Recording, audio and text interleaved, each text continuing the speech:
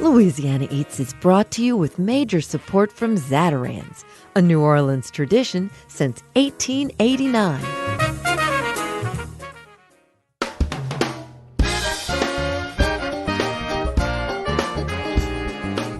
From WWNO New Orleans and our studios in the Southern Food and Beverage Museum, this is Louisiana Eats.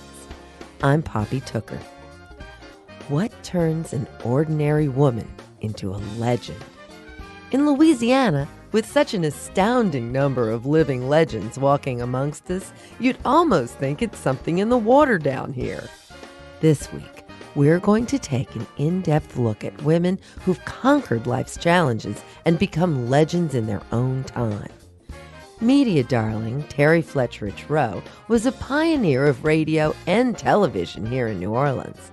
As she approaches her centennial birthday, Terry remembers a life well spent and relates some previously untold tales about her behind-the-scenes influence on the culinary world. Culinary giant, 93-year-old Leah Chase, is the 2016 James Beard Lifetime Achievement Award winner. Leah takes us back to her childhood in Madisonville to tell us about how her amazing character and work ethic were shaped virtually from birth. Then we look outside of Louisiana and learn how La Varenne's Anne Willan achieved legendary success on both sides of the pond. It's all women and all winners on this week's Louisiana Eats.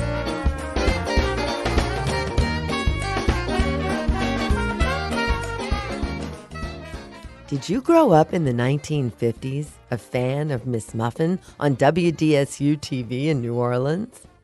Or did you spend your lunchtime with Terry Flettrich on the Midday show? It might surprise you to learn that even Chef Paul Prudhomme's life was forever changed by Terry. Here's living legend Terry Flettrich Rohe to tell us all about it.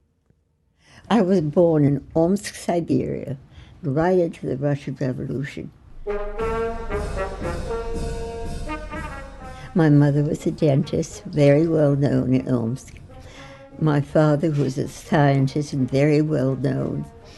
But when I was 3, when the communists came, they chose him to start the first Soviet-Chinese trade mission. And after he was there, he sent for my mother, my older sister, and me. And it took us 6 months. To travel there? Yeah, to get from Omsk to Tomsk, to Moscow, then Vladivostok, then Harbin, and then finally to Shanghai. It took us 6 months. Oh, my goodness. But I was very lucky because I was the youngest one on the train. And the conductor took me to the front of the train so I could see everything. And I did. I went to Hujiao Dashui, the University of Shanghai, and I graduated 37. But when I graduated, my folks gave me a little Austin. There was a beautiful hotel, the Park Hotel, so I would drive there, and they had music.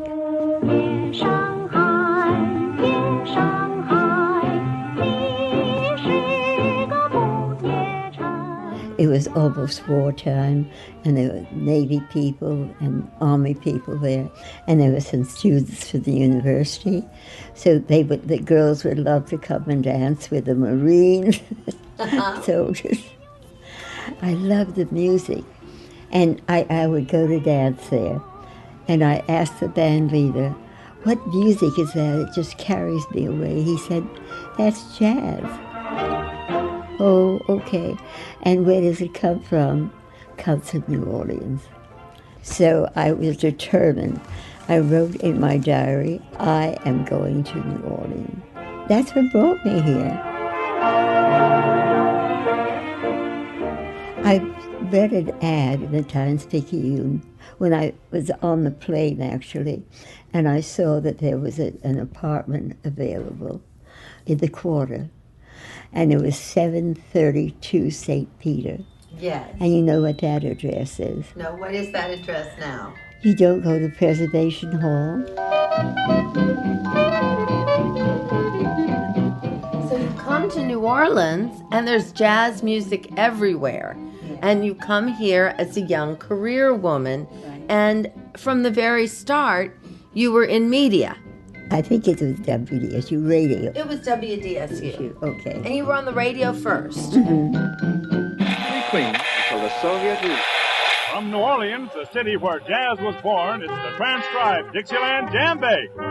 Yes, from the studios of WDSU in the heart of New Orleans. There wasn't even television when you got here. There was only radio. I was the first one to produce a television program in New Orleans. And what was that show that you produced? Midday. It's high noon in the Crescent City and time to catch up on the news with a lot of people on Midday, 60 minutes of information and fun. Produced for you on Midday by Terry Flettrich. Hi, and may I wish you a perfectly beautiful day, another in a long string of lovely days. I'd like to contribute this quotable quip which you might enjoy quoting to your husband tonight. That was a damn good show. It was a damn good show. It was a wonderful show. Yeah. And I remember you, whenever I was sick and I was at home from school, I got to see you on the Midday show. And imagine, you were a woman producing the Midday show. Minutes of Midday, WDSU's hour-long news and variety show for women. And for men. Many men who care to and usually do watch.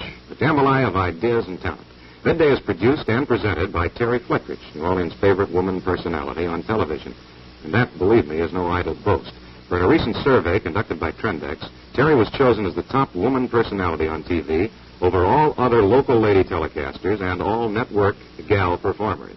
And I'd like to introduce you to... It's my guess that everybody in New Orleans feels like they know you because it's such an intimate thing watching television. Yeah. It's like you have those people in your home. People still must recognize you tremendously. Honey, they do. And some of them, they think they know me intimately because they sat on my lap. Oh, of course, as children when you were Miss Muffin. You told me as Mrs. Muffin. Yes, I remember you as Mrs. Muffin. And you know why I started that? I wanted to have a kids show because I was doing news and this and that, and I wanted to have a kids show. So I started Mrs. Muffin. Honey, see that picture of Chef Paul behind there? Yes, I'll tell you about Paul Prudhomme. Okay. He had seen me on television, but we had a lovely African-American woman who was on the show. Lena Richard. Right. And so when he came to New Orleans as a kid from Opelousas, he came to see the show. And then he said, "How long have you had her?" And I said, "Well, quite a while." He said, "Well, I'd love to cook on your show, but you've got her. Can you help me in some other way?" And I said, "I hope I can. I live right across from Brennan's restaurant, biggest restaurant in town. So come have lunch with me there, because we already had a cook." And so he came, and then I introduced him to Ella, and away he went. So this photograph right here of you and Paul, what's going on in that photograph? I think I interviewed him on Mrs. Muffin about things that kids can do well, like cookies. And also, Mrs. Muffin served birthday cookies to the birthday children. And we'd write their names on them, so I gave him one, too. So, who made the cookies on Miss Muffin? I think I did. I love to cook. And, of course, you wrote that adorable book, The House in the Bend on Bourbon Street. Yeah. You wrote that book about the house where you lived with your husband, the artist, Lenny Flettrich, and your son. So who were some of the people who crossed the threshold at the house on the bend of Bourbon Street? Well, I think when we had anyone who came to town, Isaac Stern, what's wrong with that?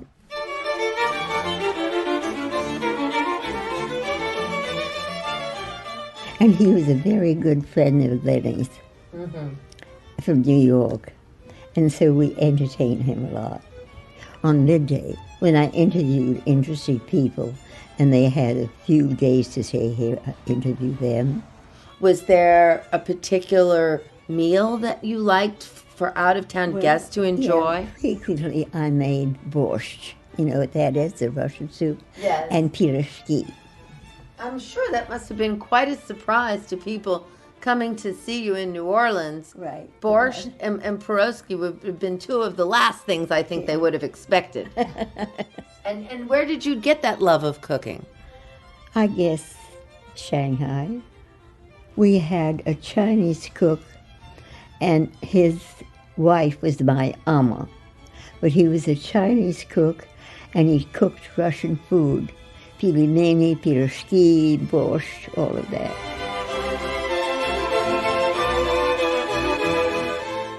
And then you leave New Orleans after Mr. Flettrich passed away. Yeah. You go to Maine and you become the head chef at your inn. You're cooking at your own inn. We lived right on the coastline. Look it up, Hancock, Maine. And then Chef Paul came and helped us start the kitchen going.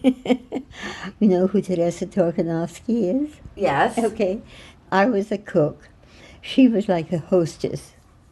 And then we had two friends of hers from Philadelphia or somewhere. And it's still going, but it's doing much better than we had it because we were a bunch of artisan idiots.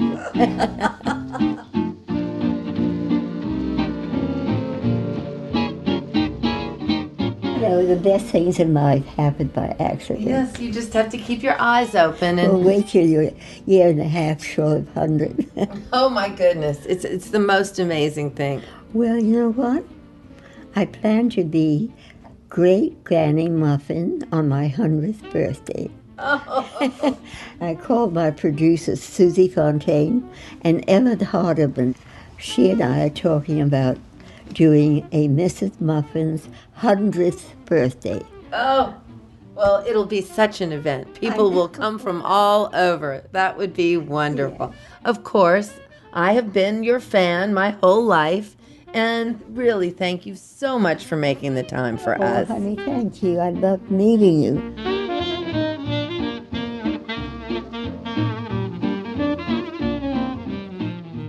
Living legend and media darling, Terry Flettrich Rohe.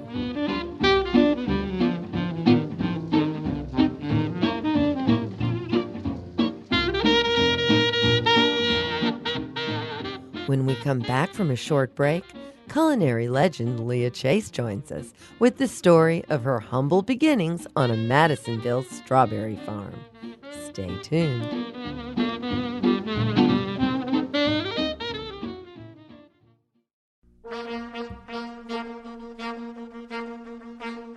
I'm Poppy Tooker, and you're listening to Louisiana Eats, edible content for Louisiana food lovers. Louisiana Eats is brought to you with major support from Popeye's Louisiana Kitchen and Zatarain's.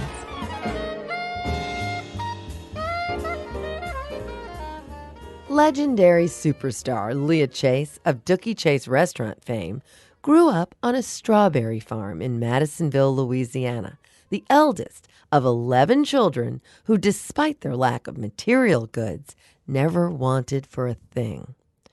We sat down with Leah at her restaurant to hear all about how a legend gets their start. When I was coming up, we were so very poor. And what I'm so proud of, we were so poor. My mother had all these children, but people were kind to us. Big corporations didn't help like they help it today. And baby, that was a good thing. It made you work. It made you strive hard to get out of that poverty cycle. My daddy and his brothers would farm, and my grandfather, they would farm these 15 acres. Now, that was an ordeal then, because I remember my dad and them have to get up if it was cold and there was a frost to come, Daddy would have to stay in the field all night long and make fires all around the field. So when the berries came, You got up in the morning at 4 o'clock in the morning. Now, we lived in Madisonville. The farm was like 5 miles out. Walked. You had to walk. Walked. Oh, goodness. Get out and pick those strawberries, 15 acres, come back home, get dressed, and go to school. How many children did your mom and dad raise over there? 11. 11. So we lived good lives. We lived off the land. We didn't have a lot of luxuries, but do you need all of that to live? Do you need all of that to be kind to people? No. I don't remember us being sad or anything, Poppy. We were never sad. And you know what? We did for one another. We had to scrub the floors on our knees and all that kind of stuff. We didn't complain about a thing. We'd sweep the yard, play hopscotch in the yard or whatever. Everybody was happy. And your treat at night was pecans. You know, they had pecan trees all around. You would peel pecans and you would play games for pecans and stupid little things. But we were so happy.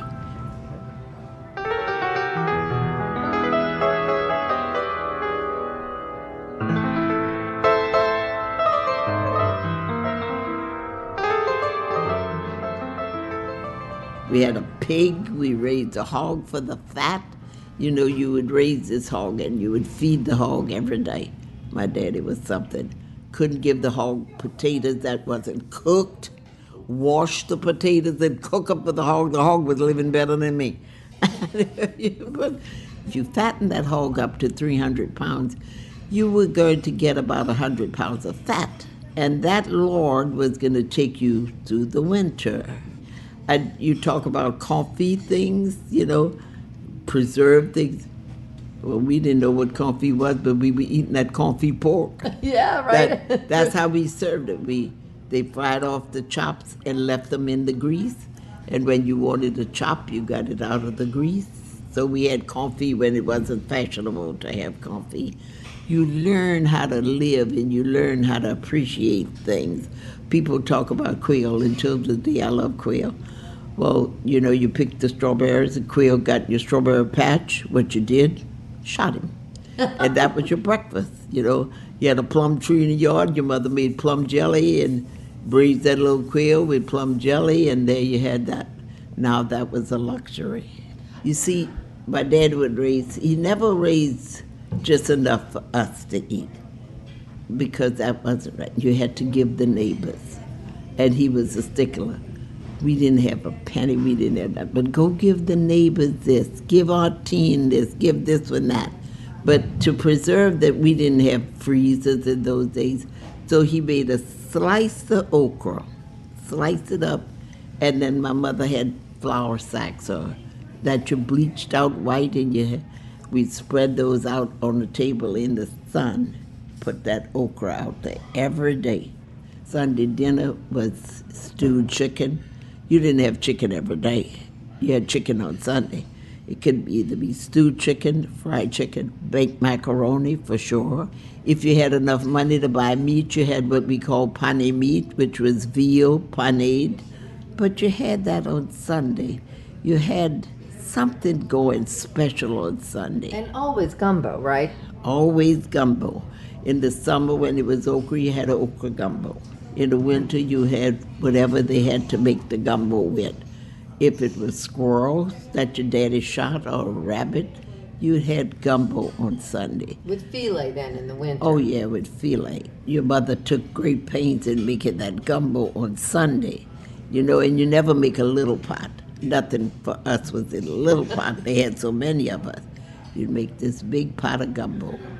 If she went down to the river or to the bayou and caught crabs, you had that in your gumbo. But she always made that good gumbo.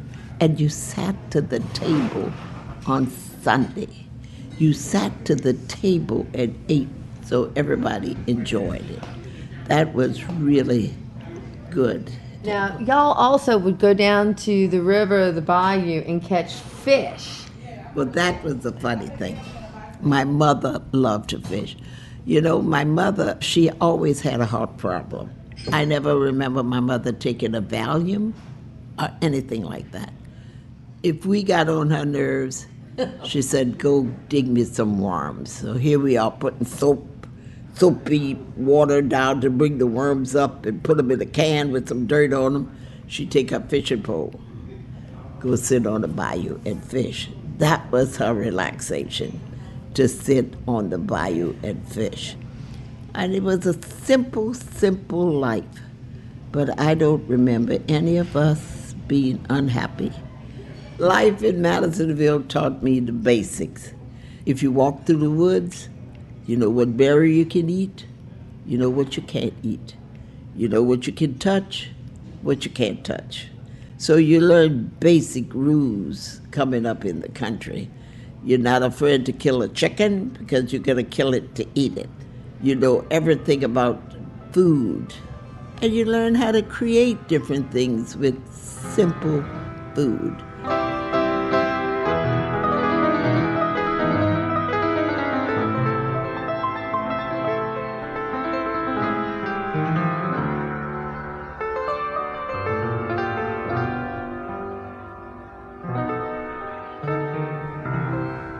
I got the Native Son Award for St. Tammany Parish. Now, who would have thought this poorest of poor little girl coming up would grow up to get the Native Son Award? That is a blessing. But that just shows you just work every day, have faith in God, have faith in yourself, and you can pull it off. You can pull it off and treat everybody fairly.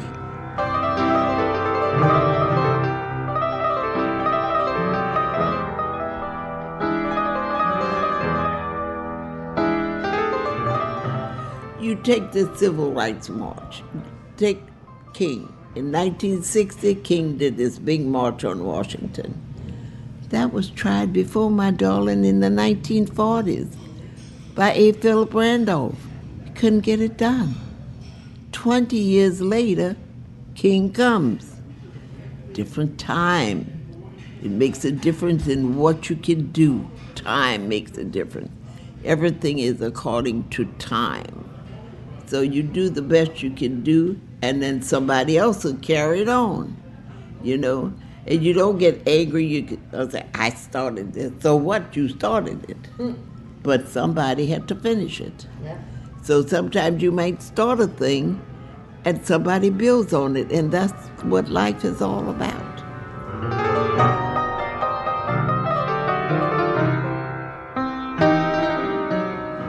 I'm a believer in God, you know that.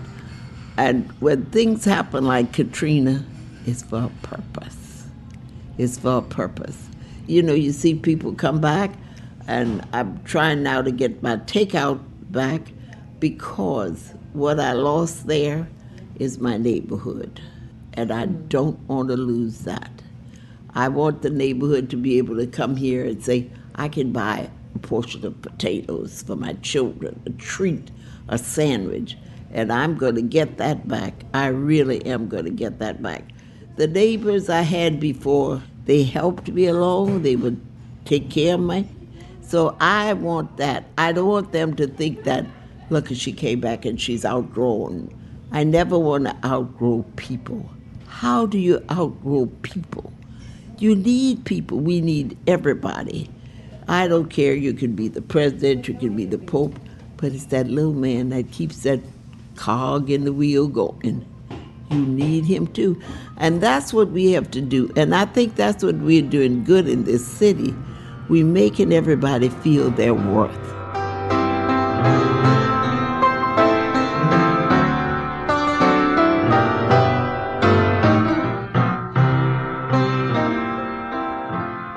I look at life different. I learn to appreciate life more. You know, I come in here every day. I'm slower than what I used to be, but that's okay too. You meet people, you're able to talk to people, people help you, you help them the best way you know how, and that is a wonderful thing, Poppy. And when I see people like you who scuffle, rise above it all, that's what women are supposed to do. That is the important thing, man. And that's what I try every day to make people understand. about the power of women. If you just act like a woman, how powerful you can be, the wonderful things you can do just being a woman. So I tried to do that all the time, and it really works. We have to live our lives for ourselves sometimes. You can't live other people's life. I've learned that. It took me a long time to learn that. You know, why don't you do this? Why? You can't make people do what they don't want to do. If you want to change anything about you, you have to do it yourself. It's what you did for self, what you did to better the whole world you live in. You are important to do things. And if everybody does what he's supposed to do, it makes a difference. No matter what you do, make a difference. You know, you can earn all the money in the world, darling, but if you don't make a difference in this world you live in, you're wasted your time. You got to make a difference and help somebody else along the way. But I just won't let it get me down, won't let it get me down. Because this whole world, it just keeps on going around. Leah Chase, winner of this year's James Beard Lifetime Achievement Award. I've been a poet.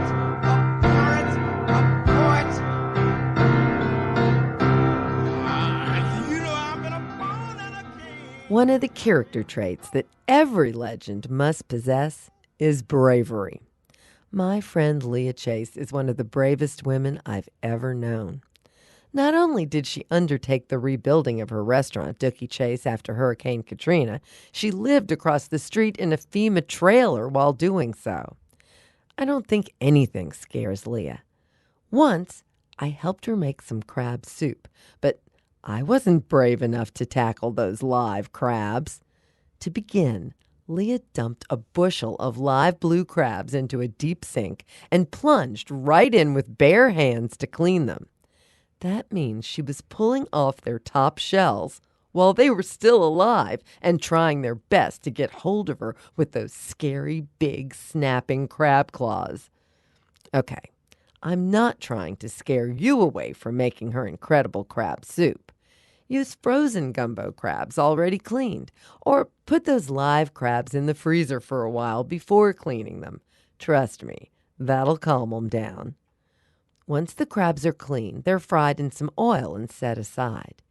Onions, celery, and bell pepper are added to the crab cooking oil and sautéed until translucent.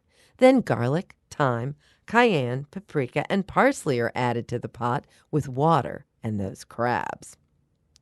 Everything simmers together for about 30 minutes, and then lump crab meat is stirred in to finish the soup. Just like everything Leah cooks, this one is delicious and well worth the effort. You'll find Leah's original recipe on our website at itsneworleans.com and wwno.org. I'm Poppy Tooker, and Leah Chase's crab soup is some real Louisiana Eats.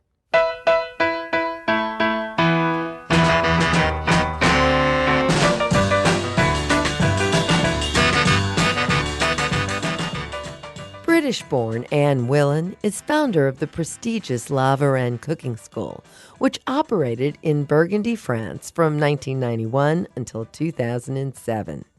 She's a celebrated author as well as a cooking teacher who's won 2 James Beard Cookbook Awards. With her books available in 35 different languages, there's little doubt Anne Willan is an international legend in her own lifetime. We had the honor of speaking with Anne about her life and her work. Tell me about starting La Varenne, and tell me about the life's path that took you that way. Well, it was quite a winding path. Goodness. I was born in Yorkshire, in England, in the heart of the countryside, just before World War II. I had a very classic English education, boarding school, then 3 years at Cambridge University, where I graduated in economics. And in those days, 1959, we were only 2 women among 100 men in the class, and there was nothing for a woman to do with a degree in economics. So I cast about a bit because I really wanted to get a job. And I went to teach needlework and dressmaking. The school was affiliated with the Cordon Bleu in London. I went then for a 3-month advanced course. They asked me to stay on to teach, and the rest really is history, though it's bounced around from Paris to New York to Washington, D.C., and back to Paris again when I founded La Varenne. Well, there are many people who I'm sure wish they could time travel back to before 2007 when you closed La Varenne. Would you talk to us about the La Varenne experience, what it would have been like to have the opportunity to study with you there? Well, we were always very hands-on. So students, and we took quite a lot of trainees too, were always in the kitchen doing things, cooking, and all the teaching was done not by me, but by French chefs, because I still feel strongly that there are wonderful culinary roots in technique and approach to cooking that you really still, I don't want to be too categoric, but you find very strongly in France. And so I wanted all the teaching to be done by French chefs in French, because it's different if you try to teach in a foreign language. When you're talking about something that you love in your own language, it comes across much more vividly. Yes, you can hear that passion. Let's get back to your book, Anne. It's a little book. It's not the gigantic tome that you would expect if you were going to have all your secrets locked up in one book. How did you make the selections, and what's the most challenging thing between those pages? The selection made itself. It dates right back to the beginning of the school, when we found we were handing out basic recipes on sheets of paper all the time. And it boiled down to, it turns out, in fact, to be 50 recipes, but it's things like choux pastry and pie pastry and meringue and white sauce. And what you need is the method, of course, but above all, the proportions. And this little book we gave to every La Varenne student, and an amazing number of them have kept the little book. Because when you want to make a medium white sauce that's going to coat your bit of fish or whatever it is, you can look up what you need, and it's all in this little book. During your time running La Varenne, were there ever any hopeless students? Oh, yes. Oh, dear. I mean, there were, of course, the wrong people in the wrong place. And they shouldn't have been there in the first place. Possibly in the early days, their parents had hoped that they might pick up some cooking would be useful in later life. There were a few of those, but the ones that were really sad were the ones who really, really wanted to cook and simply didn't get it. And you kind of, even now, when a trainee walks into the kitchen, I know within 5 minutes if they're going to, A, really enjoy it, but B, have that kind of empathy for food and creating things with food that makes a really good cook. And the instance I give is a trainee we had, and we kept the food locked in the cellar, and though it was an ancient cellar and had only one key. The key got lost. Oh, no. The trainee had lost it. We looked all over. Nice guy. He tried to help. It was finally found. He dropped it from his pocket into the bucket of stock. Oh, no. Now, I mean, How does that even happen? Poor guy. He was mortified. Anyway, all's well that ends well. We were able to open up shop. But, some people just don't understand quite why you whisk in a figure of 8 and that sort of thing. What advice would you have for aspiring cooks, home cooks, aspiring chefs? What's the best advice you can give them? Don't be nervous. Just go into the kitchen, start cooking, and you'll very quickly realize what it's all about. Get a good cookbook.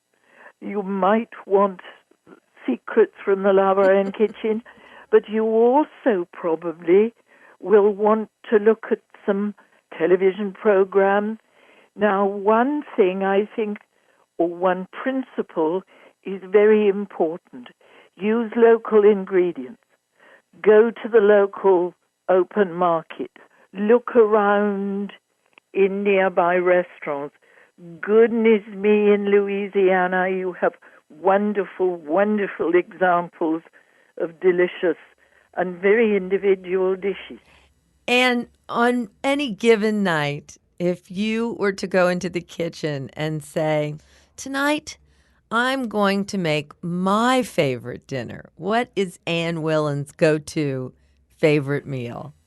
It's very simple. We have it quite often. It's butter roast chicken. Butter roast chicken. Yeah. And where will we find that recipe? Oh, you won't actually find it in the secret. It's very simple.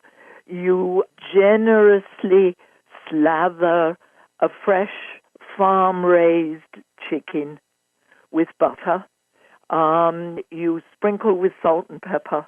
You put a bundle of herbs like possibly bay leaf and parsley, perhaps a slice of onion in the middle, and you just leave it to cook peacefully. It'll make a little noise. It'll make a little and noise. It'll also make some delicious scents come out of the kitchen, won't it?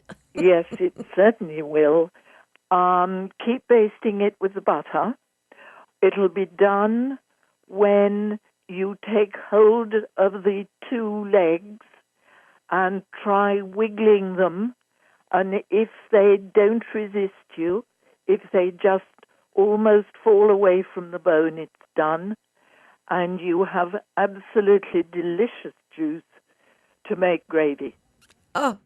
Oh, I'm hungry. I think I'm having butter roast chicken for dinner tonight.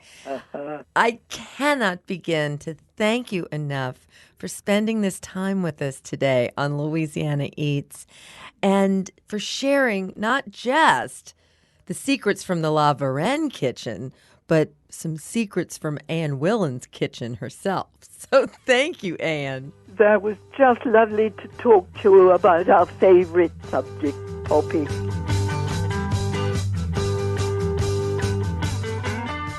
Anne Willan, whose latest book is Secrets from the La Varenne Kitchen, available in bookstores everywhere.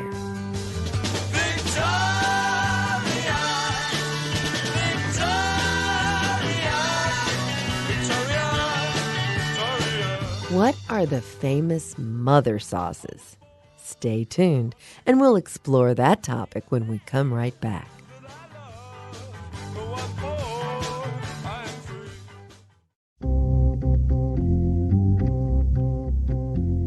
I'm Poppy Tooker, and you're listening to Louisiana Eats, edible content for Louisiana food lovers.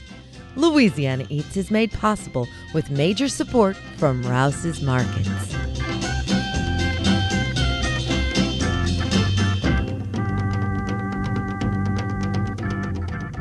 Here's this week's culinary quiz question, brought to you with support from Popeye's Louisiana Culinary Institute. What are the famous mother sauces?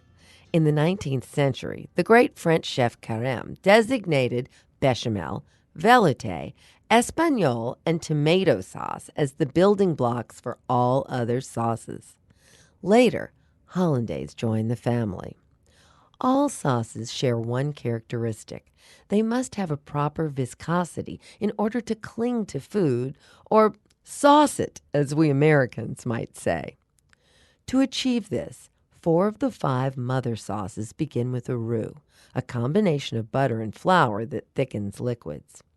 The 5th, hollandaise, is an emulsified sauce, which means that it's thickened by mounting butter into an emulsification with lemon juice and egg yolks, which is also the case with béarnaise, a derivative of hollandaise. Speaking of derivatives, once you've covered the mothers, you've got the others, offshoots of the core group. In Louisiana, our most common sauce derivatives include remoulade, ravigote, bordelaise, and of course, cocktail sauce. For a full investigation into sauce cookery, pick up a copy of Anne Willan's Secrets from the Varenne Kitchen. With Anne's book in hand, sauce making won't be a secret anymore. I'm Poppy Tooker, and you're listening to Louisiana Eats.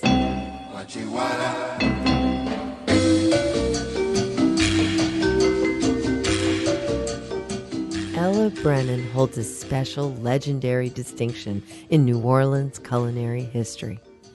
Much has been written about this celebrated restaurateur, but what an honor and a pleasure it was to sit down with Ella in her home, just steps away from Commander's Palace, to hear her story in her own words. Ella's legacy began with her older brother Owen, a visionary man she clearly adored. As a child and into her adult years, wherever Owen was, Ella was never too far behind. I followed him around as a little girl. He was 15 years older than I was. And I remember going to pick up my father at the ferry where my father would come home from work. He'd take me with him. I spent the years from high school through that time working with him because he was always interested in making sure I learned how to do something. He wanted the family to be in a business so we could take care of our mother and father in their late years. And so he, all of a sudden, one day bought a restaurant. That restaurant Owen bought in 1946 would eventually become known as Brennan's. With encouragement from her brother Owen, Ella would go on to learn from the restaurant chef Paul Blanger. I spent a tremendous amount of time with Paul Blanger on Sunday mornings when the restaurant was closed. And I would go down, because Paul wanted to go in and fill with the stock pots and the da-da-da-da-da-da, and we would sit down and have these massive cups of coffee. Paul had some of these wonderful 2 old cookbooks, which he eventually gave to me, and I kept them close to me because I was using them constantly. So Paul helped me with, he would go make 1 or 2 of these various dishes, and we'd say, oh, we can't do that, we can't do that, we can't do that. So we kept evolving what we could do. Ella Brennan's education continued evolving, too. Owen sent her across the United States and Europe to learn the restaurant business firsthand from the greats.